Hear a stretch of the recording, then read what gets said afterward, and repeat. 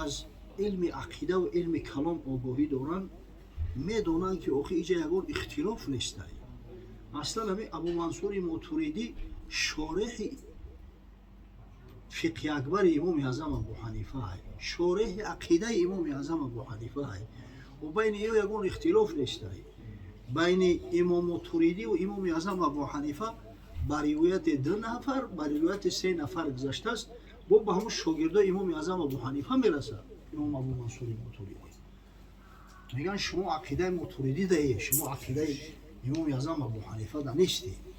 اصلا واقعا عقیده سلف صالح، عقیده ای که امام اعظم ابو حنیفه و همین ائمه اهل سنت و جماعت در او بودن، عقیده تفویض میگنش. تفویض یعنی در آیات متشابه، در صفات خبری و متشابه خدای تعالی اینا همین تفویض به سوی خدا میکردن، به سوی خدا حوالش میکردن. الله اعلم بمراده، مقصد خدای تعالی خودش داناتره که غرض مقصد چیه. شرحش نمیدادن، تفسیرش نمیکردن. تفسیر شرح تعویل آیات متشابه بدعت میدونستن، همدیگه را از این کار منع میکردن. مو عقیده اهل تفویض، همین عقیده امام اعظم ابو حنیفه را بالای چشم سر میگذاریم. عقیده اساسی ما همین است.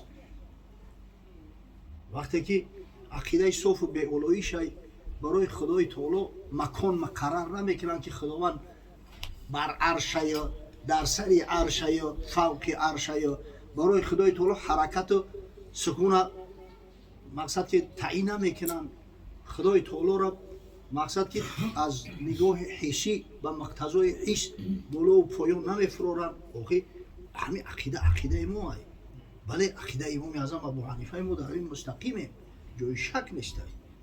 عقیده بزرگا همین است. امام عبدالقاهر بغدادی خدا رحمت مغفرتش کنه ولی یک کتاب داره الفرق بین الفرق، همه فرقه های اسلامی را ایالا گرفته تحلیل کرده است، تعیین کرده است، فکر عقیده‌اش را یک بیان میکنه. از حضرت علی کرم الله وجهه یک قولی را آورده است که میگه حضرت علی را وقتی سوال کردن در مسئله همین عرش استوای عرش، گفت این الله خلق العرش اظهارا لقدرته لا مکانا لذاته. آخه خدای تعالی عرش برای اظهار قدرتش آفریده است، برای خچه مکان نکرده است که در همون مکان قرار بگیره مثل که پوچا در بالای تخت میشینه. خلق العرش اظهارا لقدرته لا مکانا لذاته قد کان ولا مکان و هو الان علی ما کان. خدای بزرگ بود در صورتی که نه مکان بود، نه زمان بود، نه کجا و چیها بود، نه عینه بود، هیچی نبود. و خدای بزرگ به همون که بود، به همون شکل و صورت، مقصد به همون مقصد چیزی هست، یگان چی تغییر نخورده است. اگر به شرطی که عقیدهش و عقیده همین اهل تفویض باشه جان و فدا شد، ما این قول قبول داریم. وقتی که یک مسلمان قطعی صحبت میکنیم اگر به شرط عقیدهش عقیده تازه و آزاده باشه، به خدا مکان تخصیص نده، به خدا همین تغییر رو همین اشیایی را که برای جسم ها و برای مخلوقات میگن اگر قائل نباشه، ما اهل تفویضیم، ما به دل جان قبول داریم. الله اعلم بمراده، خدا خودش داناتر است که چی است و چی نیست، تفسیرش نمیکنیم. اما وقتی که عقیده های مختلف پیدا شدن، گروه های گمراه پیدا شدن در عقیده مسلمان ها، وقتی که خدشه وارد کردن، مقصد گروه های باطله و زاله مثل معتزلیه پیدا شد، مثل اینا مجسمه ها پیدا شدن، مشبیه ها پیدا شدن، برای خدا مکان قرار دادن، خدای تعالی را جسم گفتن. گروه های مثل جهمیه پیدا شد که صفات پروردگار را تعطیل کردن یا را معطله میگن. در این صورت دیگه به ایو گفتن نمیشید که الله اعلم بمراده. او خانواده کوف میکردن، عقیده های باطل خودشون در اینجا بار میکردن. ای همین خاطر اهل سنت و جماعت مجبور شدن که دست به تعویل بزنن، به خاطر عقیده مسلمانان را پاک و به اولایش نگاه داشتن که مبادا خدا را به یگان مخلوق قیاس نکنن، لیس کمثله شیء، مثل الله چیزی نیست که الله با چیز قیاس کرده نمیشه. همین خاطر بعد مقصد که این همین خدای تعالی یک نعمتی را برای مسلمان ها هدیه کرد در شخصیت شیخ ابوالحسن اشعری و شیخ ابو منصور ماتوریدی. اینو همین امام اشعری بگیم شاگرد مکتب امام شافعی است، ابو منصور ماتوریدی شاگرد مکتب ابو حنیفه. بین اینا اختلاف نیست، فقط در برابر دلایل نقلی اینو دلایل منطقی و دلایل عقلی هم آوردن برای اون که طرف مقابل مستر کنن، برای اون که نگذارن که عقیده مسلمانان را باطل و ویران کنن. از همین خاطر مقصد وقتی که با همین گروه هایی که به خدای تعالی مقصد که تشبیه قائل هستند، خدا را جسم میگن، پروردگار را مقصد که حرکات و سکنات نسبتش میگن، تغییر نسبتش قائل میشوند. وقتی با اینو گپ میزنیم ما البته سعی میکنیم که همین چند به اهل تعویل بزنیم، به تعویلات اهل سنت و الجماعه، به عقیده امام ابو منصور ماتوریدی. ولی ببینید دعوا میکنن همین گروه های نوبرمت که ما سلف صالحیم، عقیده ما عقیده سلف صالحیم، ما خدا را چه خیلی که خودش وصف کرده است همون خیلی میشناسیم و قبول داریم. در صورتی که وقتی که میپرسیشو اینا مثلا درباره استوا علی العرش وقتی شروع میکنن گپا، میگن غرض از همون استوا یعنی که علا و ارتفع، بلند شد، بلند شدن، یک جهت قبول دارن، جهت قبول دارن. و دعوا میکنن که ما در عقیده سلف صالحیم. سلف صالح نسبت پروردگار جهت قبول نداره. این بزرگترین معروفترین عقیده در نزد اهل سنت و الجماعه عقیده امام طحاوی است. امام طحاوی خدا رحمت و مغفرتش کنه صراحتا در همون عقیده طحاویش در همون کتابش آورده است که میگه که انا لا تحویه الجهات و سیت، خدای تعالی را هیچ وقت جهت های ششگانه احاطه نمیکنه. جهت ششگانه کشید، شمال، شرق، غرب، جنوب، بالا و پایین، چهار طرف بالا و پایین. وقتی که ایو همو میگه که علا، همه علا را بو میگه بذاته، بذاتش میگه بلند شید. وقتی که همون علو و بذات که قبول کردی معنوش همیه که سبحان تو علو حسی را قبول داری. این علاقه عقیده باطل شد.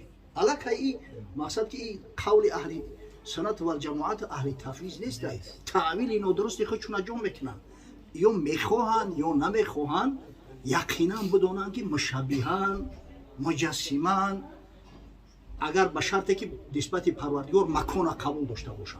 اگر مکان قبول نکنن، فقط همین جهتی بالا رفتن خدای تعالی را اگر اقرار کنن، بدون شک شبهه یا را کرامیه میگن.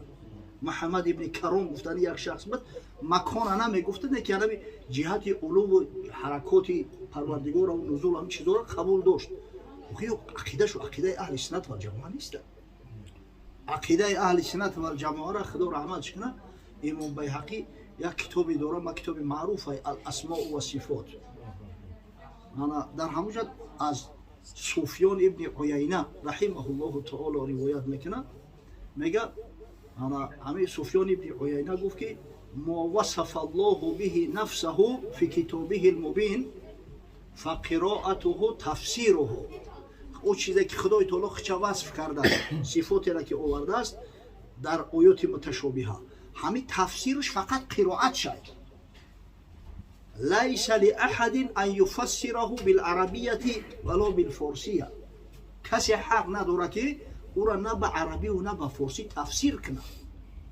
استوا را ترجمه میکنن، ای بچه جهات نسبت پروردگار قبول دارن، بعد دعوا میکنن که ما در عقیده سلف صالحیم. نه در عقیده سلف صالح نیست شما، در عقیده سلف صالح ما هستیم. الحمدلله اهل مذهب هستیم. خدا را شکر ما عقیده تفویض هم قبول داریم. عقیده تعویل اهل سنت و الجماعه را تعویل صحیح به خاطر اون که در ذهن مردم پیدا نشود همین شبهات و مانندی ها و مخلوقات، ما این هم قبول داریم و جواب این همی معانیده و جواب این همی اعتراضگران را به همین میتیم. خدا رحمت کنه شیخ ابوالفرج ابن الجوزی را بسیار عالم بزرگ، عالم کلام است. یک کتاب دوره با نام تلبیس ابلیس، همونجا تاکید میکنه، به همون خواننده ها مراجعت میکنه، میگه وعلم ان عموم المحدثین حملوا ظاهر متعلق من صفات الله على مقتضى الحس. آگاه باش، میگه آگاه باشید که همین جمهور محدثا وقتی که درباره صفات متشابهه خدا گپ میزنن، همون را به مقتضای حس شرحش میدن، یعنی به حسیات، انا به حرکات نسبت به پروردگار قبول دارن، جهت نسبت خدای تعالی قبول دارن. بعد سببش میگه، بعد میگه فشبهوا، مادام که قبول دارن انا جهات حس و مقصد مقتضای حس، اینو همون تشبیه میکنن خدای تعالی را، اینو مشابهه حساب میکنن. لانهم لم يخالطوا الفقهاء، زیرا که اینا میگه با فقها شینخیز کم دارن، از فقها مسئله را نمیپرسن، عقل خودشون را میگیرن، نه از فقها با اجتناب میورزند، خودشون را دور میگیرن.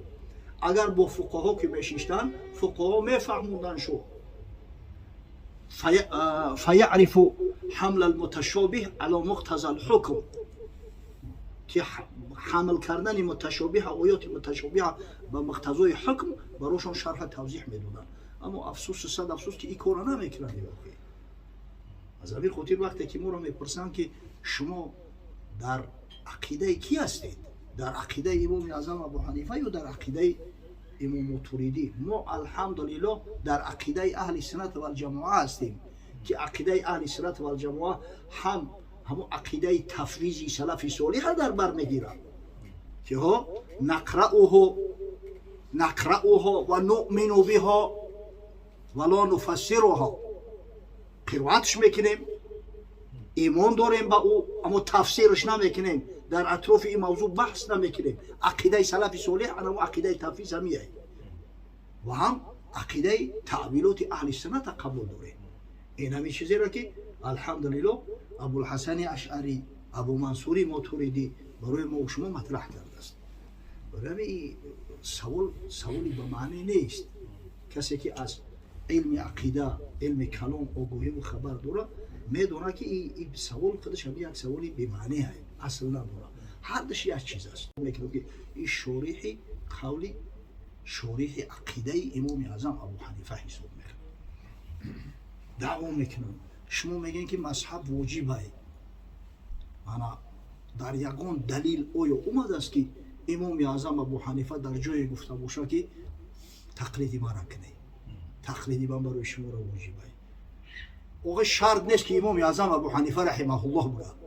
پروردگار امام اعظم ابو حنیفه در قرآن عظیم شان تاکید کرده است فاسالوا اهل الذکر ان کنتم لا تعلمون. چیزی را نمیدونه از اهل ذکر، از علما بپرسه. در اکثر تفاسیر اهل سنت و الجماعت شدیداً اومده تاکید است که میگه دلیل بر تقلید، بر وجوب تقلیدی به آیات قرآن است. و خدای تعالی میگه امام اعظم ابو حنیفه اهل ذکر هستی، اهل ذکر هستی. همین خاطر ما با امام اعظم ابو حنیفه هم اتباع و تقلید داریم. شرط نیست که امام اعظم ابو حنیفه خودش بگه. پیغمبر امام اعظم ابو حنیفه رسول الله محمد صلی الله علیه و سلم تاکید کرده است، میگه و تمسکوا بعهد ابن ام عبد، با فتوا و با عهد عبدالله ابن مسعود چنگ بزنه بخپه. عبدالله ابن مسعود صاحب انمی مکتب فقهی کوفه است، همون مکتبی که در اساس همون مذهب امام اعظم ابو حنیفه سرچشمه گرفته پرشید، مذهب به وجود اومد. اصلا همین مکتب فقهی عبدالله ابن مسعود است. حدیثی که روایتش کردم این اندک درست‌تر حضرت والله اعلم روایت حذیفه ابن یمان است. میگه سمعت رسول الله صلی الله علیه و سلم یقول اقتدوا بالذین من بعدی ابی بکر و عمر و اهتدوا بهدی عمار و تمسکوا بعهد ابن ام عبد. بعد از من شما اقتدا و پیروی با ابوبکر و عمر کنید، از هدایت عمار استفاده برید و چنگ به عهد فتاوی عبدالله ابن مسعود بزنید. و همون فتوای عبدالله ابن مسعود این همین مذهب امام اعظم ابو حنیفه است. حدیث امام حاکم روایت کرده است، تصحیح کرده است و امام ذهبی موافقت میکنه قطعش در تلخیصش که میگه این حدیث حدیثی صحیحه. اینا مرحمه حجت به این است که امام اعظم بگه مردم شما پیروی و متابعت ما را کنید. پیروی و متابعت علما را همچون اولوالامر خدای تعالی در قرآن فرموده است. الله ذوالجلال میگه اعوذ بالله من الشیطان الرجیم یا ایها الذین آمنوا اطیعوا الله و اطیعوا الرسول و اولی الامر منکم. ای کسایی که ایمان به خدا و روز قیامت داره اطاعت کنه خدا را، پیغمبر خدا را و اولی الامر، اهل امر تو را. اولو الامر کیا هستند؟ امام حاکم در المستدرک علی صحیحین از عبدالله ابن عباس روایت میکنه وقتی که میگه می آیت شرح میداد و اولی الامر منکم گفت یعنی اهل الفقه و دین الذين يعلمون الناس معانی دینهم یأمرونهم بالمعروف و ینهونهم عن المنکر. یعنی همه اولوالامر اهل فقه اهل دین هستند، کسایی که به مردم معانی دینشون شرایط تعلیم میتن، امری به معروف و نهی از منکرشون میکنن، به حضرت جمع میکنن. میگه فاوجب الله طاعتهم، خداوند متعال میگه طاعت اینا را واجب گردون، واجب گردون. سبحان الله. این گپای پدرهوا چی نیست ایکو؟ حضرت امام اعظم ابو حنیفه همین کتابا را برای کی نوشت؟ اصلا همین اصول برای کی مطرح کرده است؟ برای با شما نه؟ این چی گفتن این گپ است که امام اعظم ابو حنیفه نگفته است که برای تقلید کنه پس ما باید تقلیدش نکنیم. آخه ما نیازی به تقلید داریم، نیازی به تقلید یعنی همین آدمای بزرگ داریم، همین شخصیتایی که حقیقتا علمشو ثابت است، تقواشو ثابت است، بزرگیشو ثابت است. با ایا که تقلید نکنیم با کی میکنیم؟ اگر ایا که اهل الله نباشن، اولیاء الله نباشن، کی دیگه از برای خدا با کی تقلید کنیم؟ با همون آدمایی که شاید ما حدیث است اما غیر همین علم حدیث دیگه هیچ بلا را نمیفهمه، حتی آیاتی با تشابه ها نمیدونه که با مقتضای حس بگیره شو با مقتضای حکم همین رو تقلید کنیم. ابوالفرج ابن الجوزی خدا رحمتش کنه در همین کتاب تلبیس ابلیسش از امام خطابی روایت میکنه. این خطابی از محدث به حد بزرگ اسلامی است. میگه یکی از مشایخم میگه یک روز میگه در پیشم گفت که من مدت 40 سال شده است که روز جمعه سر منو بتروشم، پیش نماز سر منو بتروشم. میگه گفتم بس به خاطر چی؟ گفت نهى رسول الله صلی الله علیه و سلم عن الحلق قبل الصلاة یوم الجمعه. پیغمبر صلی الله علیه و سلم از تراشیدن، حلق تراشیدن میگن، تراشیدن سر پیش از جمعه، پیش از نماز در روز جمعه منع کرده گیه. و میگه گفتم که حضرت این کلمه حلق نیست، این کلمه حلقه یا حلق جمع حلقه. یعنی پیغمبر صلی الله علیه و سلم در روز جمعه از حلقه ششتن، صحبت کردن، بحث کردن نهی کرد، به خاطر اون که نماز مردم بخونن، به خاطر اون که خطبه را که گوش کردنش واجبه گوش کنن. این معنوش این نیست که مقصد انا سرت نتروشی. من میگه آدمی که شو متقی بود، با تقوا بود، خدا گفت پدر و مادر رحمت کنه، یک مشکلی سخت میگه ای من دور کردی. اخی در روز جمعه روز غسل، در روز جمعه که اخی نتروشی سرت دیگه کی میتروشی؟ عادتا مردم روز جمعه سر میتروشن. این را ببین با همیو تقلید کنی، ای پشتی همیو بریم از برای خدا. همین ده ها بار گفتم باز میگم کاری هر بزنیز خیر من کوفتم گاوی نرمه باید مردی کنم. همین دعوا میکنن ما همون رفتار و کردار و عبادت سلفی صالح داریم. اگر می داشتن کجای گپ نبود، اما متاسفانه کلمت حق ارید بها الباطل. سخن خوبه، کلمه سلف کلمه خوبه، لیکن با او باطل مقصد اراده میکنن.